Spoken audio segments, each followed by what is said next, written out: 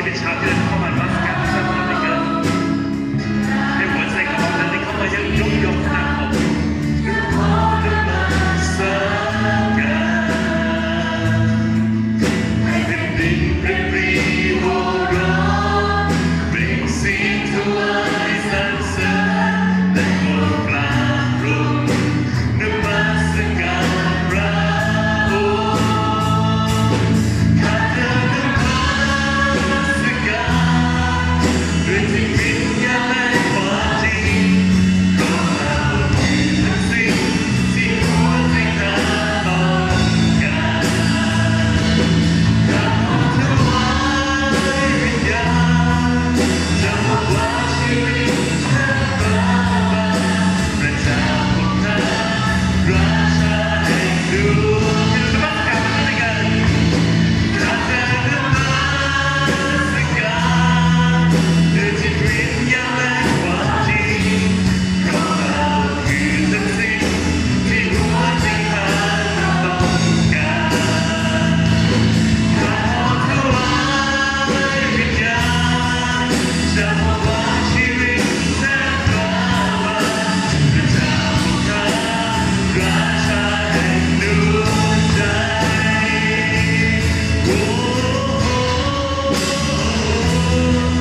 พระเจ้าเราปรารถนาที่จะนมัสการพระองค์เพราะรู้ว่าพระองค์นั้นทรงยิ่งใหญ่เหนือกว่าผู้ใดในเช้าวันนี้พระเจ้าให้หัวใจของเราเป็นของพระเจ้าให้หัวใจได้เข้ามายืนยอพระนามของพระองค์ช่วงผู้เดียวเท่านั้นที่เราจะนมัสการพระเจ้าเยซูนมัสการข้าแต่นมัสการด้วยจิตวิญญาณและความจริงเพราะเราคือทั้งสิ่งที่หัวใจข้าต้องการข้าขอถวายทั้งวิญญาณจำว่าชีวิตแทบบ้าพระเจ้าของข้าราชาแห่งดวงใจพระเจ้าของข้าราชาแห่งดวงใจพระเจ้าของข้าราชาแห่งดวงใจ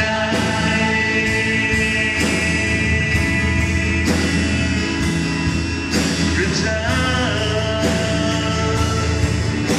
เดินพระองค์ให้เช้าวันนี้เราเรียกออกมาที่ร้องหาพระเจ้าที่สู่พระเจ้าในชีวิตของเราพระเยซูเราต้องการจะเสริญพระนามพระองค์พระเยซูพระเยซูเราต้องการจะเสริญพระนามพระองค์ สรรเสริญพระเยซู จะเสริญพระองค์ฮาเลลูยา กรมประชาธิปไตย พระเจ้าด้วยหัวใจของเรา ทั้งร่างกายของเรา ทั้งจิตวิญญาณของเรา ในเช้าวันนี้เราจะนำมานมัสการแต่พระเจ้าแต่เพียงผู้เดียว หัวใจของเราต้องการพระเจ้า เราปรารถนาอยากจะพบพระองค์ด้วยกันในเช้าวันนี้ เราปรารถนาที่เดินติดตามพระองค์ไปพระเจ้าข้าในทุกบททุกแห่งในทุกช่วงเวลาพระเจ้าพระองค์จะเป็นผู้นั้นที่คอยนำหน้าชีวิตเราไปพระเจ้า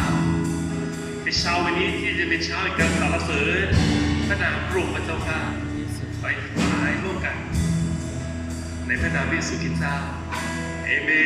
น